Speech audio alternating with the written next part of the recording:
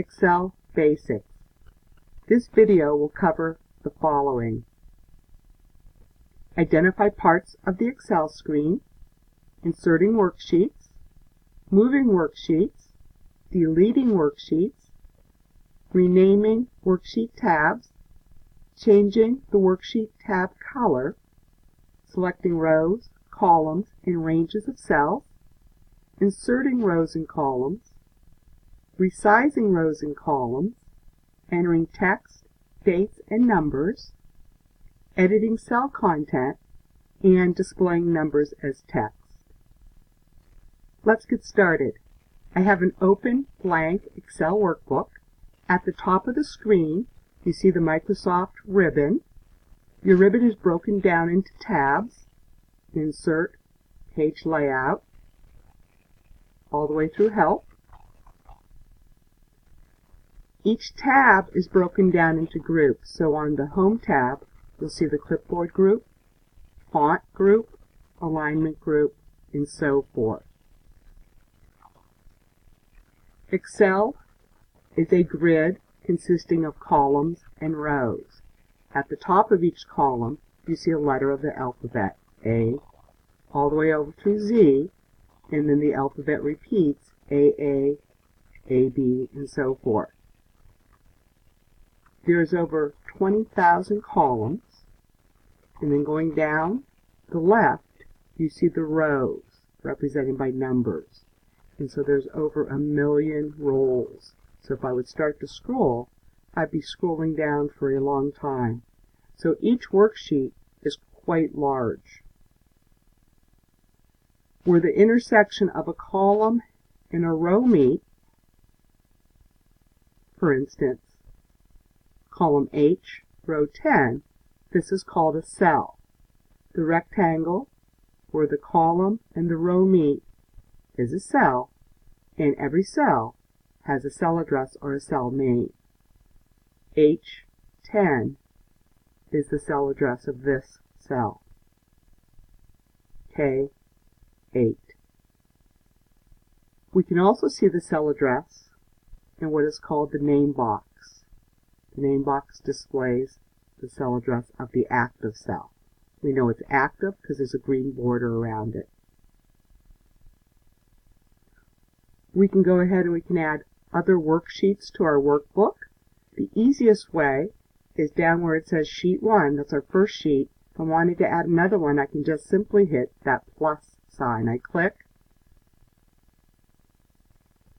have a Sheet 2, I click, Sheet 3, and so forth. I can place as many sheets as my memory on my computer would allow, which means I could add thousands of worksheets.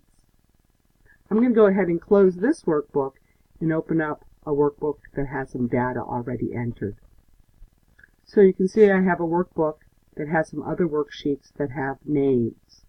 So to name a sheet tab, you click on the Sheet tab or double click, and you're ready to add your sheet tab name. And then you hit Enter. No two sheets in the same workbook can have the same sheet name. I'd like to show you how to move your sheet tabs and change the order if needed. So if I want the surgery sheet to be first, I click on it with my left mouse, I hold it down, and I just drag to the new position. Expiration date, I want second, so again I'm just dragging it. So very easy to move these sheet tabs around. If I want to delete a sheet, easiest way, right click on the sheet you wish to delete and choose Delete. Are you sure? Yes, and it's gone. It's also helpful to know that you can change the color of a sheet tab. So, easiest way, right click on the Sheet tab, shortcut menu, tab color, and you can choose a color. Then right click, tab color, and choose a color. Next, I would like to show you how to select data in your worksheet. If I want to select an entire column, I go up to my column selector. I want to select column D. I get a down black pointing arrow and I click and it selects the whole column. When you're selecting an entire column, it's going to go down that million plus rows. If I wanted to select more than one column, I can click and drag and I can select multiple columns. To select rows, I must go to the row selector area, so not to the beginning cell, but to the actual number. So I'm on row 5, I click, and again, I've selected the entire row, going over 20,000 columns. I drag down and I can select multiple rows. If I want to select rows and or columns that are not next to each other, for instance, I want to select column C, and then I also want to select column H. I select the first column, I hold down the Control key, and I'm now able to select a column that is not next to each other. And again, rows would work the same way. Select row 6, hold down the Control key, select row 13. If I would like to select a range of cells, that's a block of cells, I would start in the left uppermost corner. So I want to start by selecting cell A4, and I have to use the white selection cross. I click in the middle of it. I want to select over to column H, for instance, and then down to row 19. So it's a click and drag. I've just selected the range A4 through H19. I want to select A7 through E12. I click on A7, I go over to E, and I go down to row 12. I've selected that range of cells. We can all select ranges that are not next to each other. So I have this range selected. I would hold down the Control key, and it's going to allow me to select another range of cells.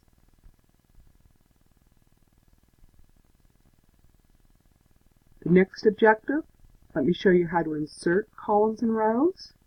Let's say that I want a new column between column G and column H. I'm going to select column H. I'm going to right click. I'm going to choose to insert.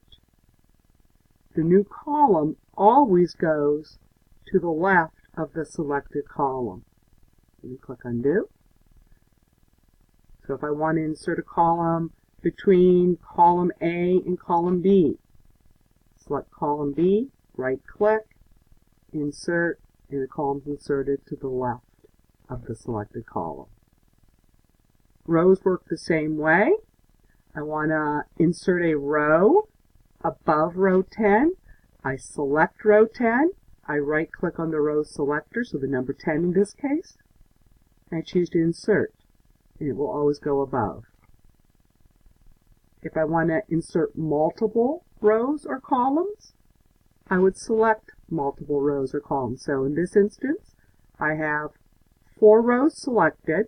So when I right click and I choose to insert, 4 rows will go above the selected row.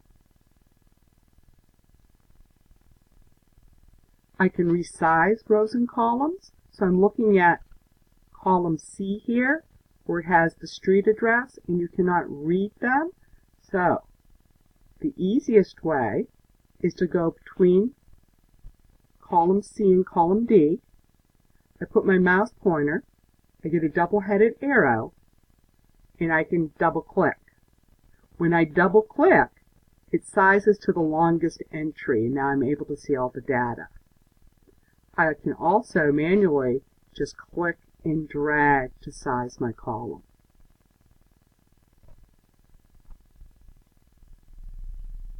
Click and drag.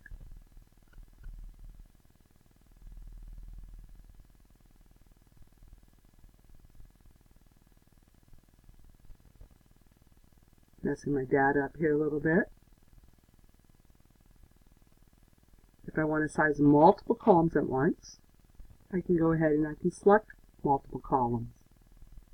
Put my mouse pointer between any of the selected columns in the column selector area, and again, that's the area that has the column headings, for instance, between the D and E. Again, when I double click, size to fit all of the selected columns.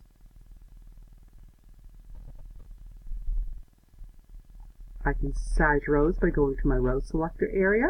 I click and I drag, and sizing my rows. If I wanted to size multiple rows, maybe I just wanted the rows that have the information of the data, because I have multiple rows selected. When I drag, all the rows are being changed.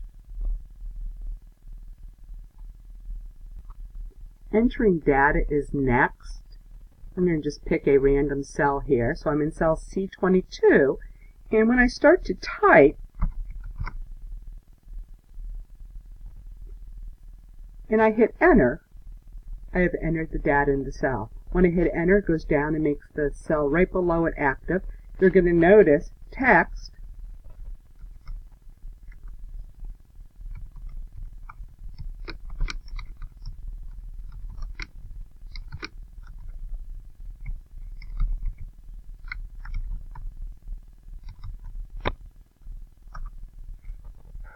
aligned to the left of the cell.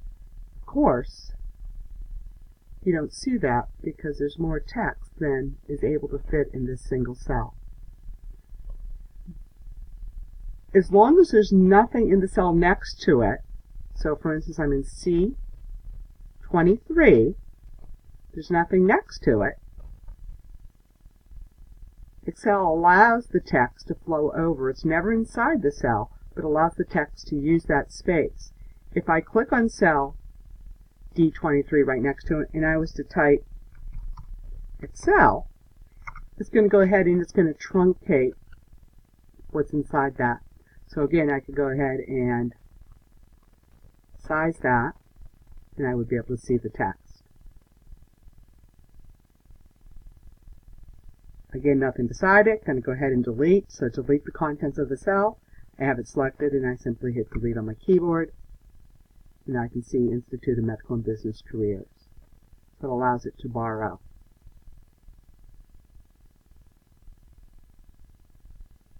If I type numbers in a cell, numbers will always, by default, align to the right side of a cell.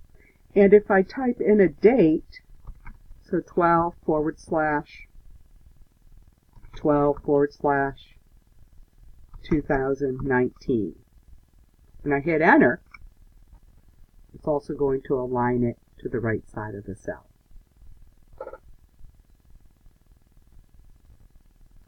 So if I wanted to edit data, I'm picking my cell C22, and I've decided that in that cell the name needs to be Susan. I don't have to delete. As soon as I start typing,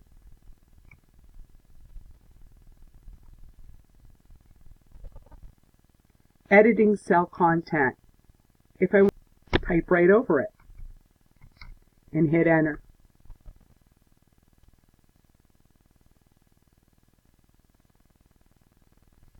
If I wanted to edit, if I wanted to edit cell C23, the Institute of Medical and Business Careers, I could type right over it. But if I just wanted to get rid of the words medical and, I don't have to type over it. I could double click, and now I can select and I can delete. And then hit enter.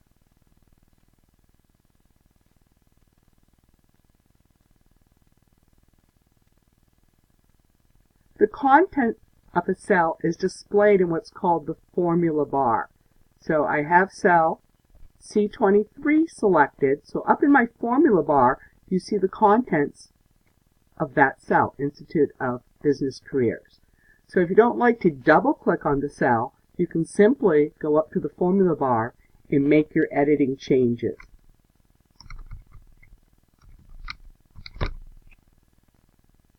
Now this is our first week in Microsoft Excel, and so editing doesn't mean that much.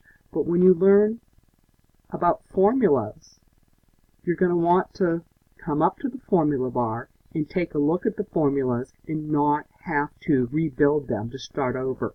You may be missing a tiny comma, so it's really important to know that you can come up to this formula bar and just make some editing changes and then hit enter.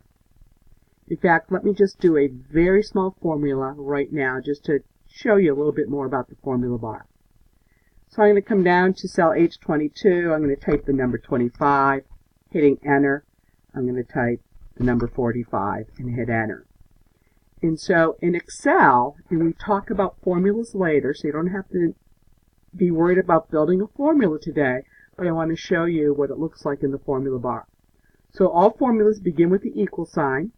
I'm going to repeat equals. And then instead of typing the 25 plus the 45, because this is going to be a small addition, I'm going to click on the cell address, hit the plus sign on my keyboard, and click on the next cell address. So equals H22 plus H23, and I'm going to go ahead and hit enter. So at the cell level, I see the answer 70. I look up in the formula bar. Because that cell contains a formula, a calculation, you're going to see it in the formula bar. I click on the number 45. I look back at the formula bar. Because there's no formula, I see the contents. Just like when I click on cell A1, I see the contents of the cell. Okay, so we know how to insert text in a cell. Just simply type it. If it is text, it is going to be on the left side of the cell. If it's a number, it's going to be on the right side, and a date also on the right side of a cell. So the last thing I want to talk about in this video is displaying numbers as text. So we have the zip code here, so there's an example. Some zip codes start with a 0. So if I type the zip code 03215, and I go ahead and I hit enter, that leading 0 is not going to display. Okay? And that would be a problem because I would need the 5-digit zip code. And so, when I want a number to be displayed as text, and I'll need to do that if I want to see a leading 0, it's just a quick fix. Before I start typing the number, if I type an apostrophe in front of it, 03215, the apostrophe displays the number as text. So when I hit enter, it's going to display as text. That little green triangle that you just saw popped up, that's an error checking. Basically, it's telling us, do you realize you typed a number as text? Right now, nothing to worry about. If we were going to use that number in a calculation, we need it to display as a number, but because this is a zip code, no need to have it display as a number, so we would put the apostrophe and all is good. I could still, if I wanted to, go up to the alignment tab and I could right align it so it would stay in the correct alignment for the other zip codes.